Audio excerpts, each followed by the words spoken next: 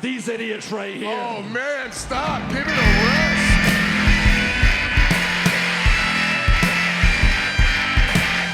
Hi, I'm Joshua Hale Fialkov. I'm a writer of TV and graphic novels. I'm also a huge wrestling nerd. I talk about what's happening in wrestling through the eye of a TV and comic book writer. This week, we talk about two heels.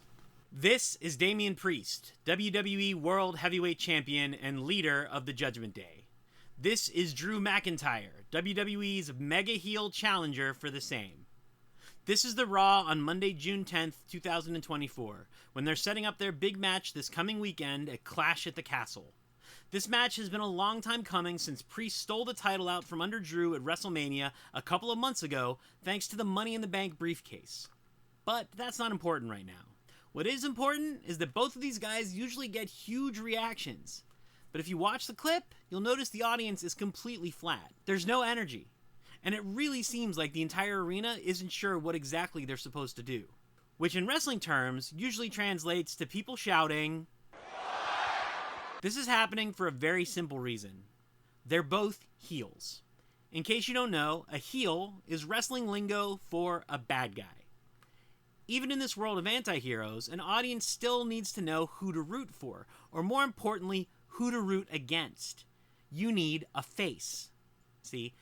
A more normal reaction for these guys looks something like this. That's the audience chanting for CM Punk, Drew's babyface rival. Guy's not even there, and he's getting more of a reaction than either of them. That says a lot, right?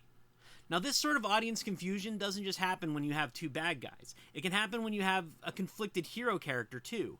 For example, on the June 5th episode of AEW Dynamite, the returning MJF, who is, and this is complicated, a heelish babyface, went after some of his rivals. Here, listen. I had another bold claimer going around. As a matter of fact, he was swerving around. And he was claiming he was the leader of the Mogul Embassy. Hell of a leader, pal. Your entire group turned on you and whooped you. But that's not the part that offended me, folks. It's not. The part that offended me, Swerve, was you referring to yourself as a business mogul? Interesting. Swerverino, Shano, last time I checked, business moguls tend to go to business school. And if you did, I guess you must have skipped your public speaking course. But that was not the most egregious claim, folks.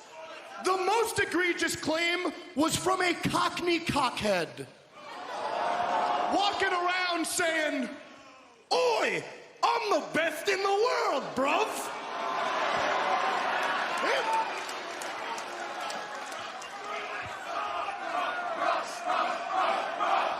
People love MJF, and with good reason. He's incredible.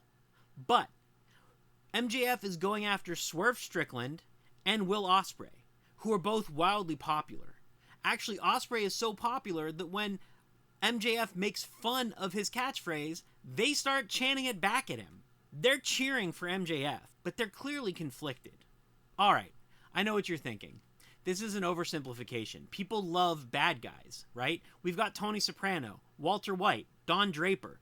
I mean, even if you just stick to wrestling, you have Stone Cold, The Rock, Roman Reigns. But each of them work for a very specific reason. They exist in what I call an evil anti-vacuum.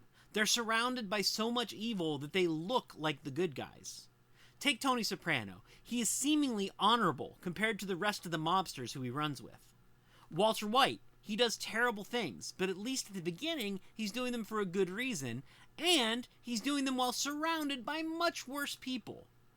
Stone Cold Steve Austin was doing awful stuff, but he was doing it to Vince McMahon, who, let's face it, is more evil than anyone else. So, we come back to our two heels. Why aren't we ranking them and picking a hero? Well, that's a little bit of a failure of success. WWE's done a great job making both of these guys despicable and unrootable. Neither one feels remotely heroic, and therefore you can't really get behind either. WWE is banking on something else here. The show takes place in Glasgow, Scotland, where Drew McIntyre is from, and therefore he'll automatically be seen as the babyface, or at least more of the babyface than Damien Priest. But Personally, I see a bigger problem.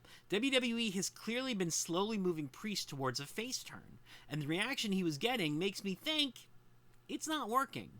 Yet. What do you guys think? Can Priest get over as a face? What does he need to do? Is the hometown advantage going to be enough to get Drew over at the pay-per-view, or is Punk just going to show up and humiliate both of them? Comment what you think below. I'll be back next week after the pay-per-view to talk about the results and to see what actually happened. Don't forget to follow us, and I'll see you next time on Wrestling with Story.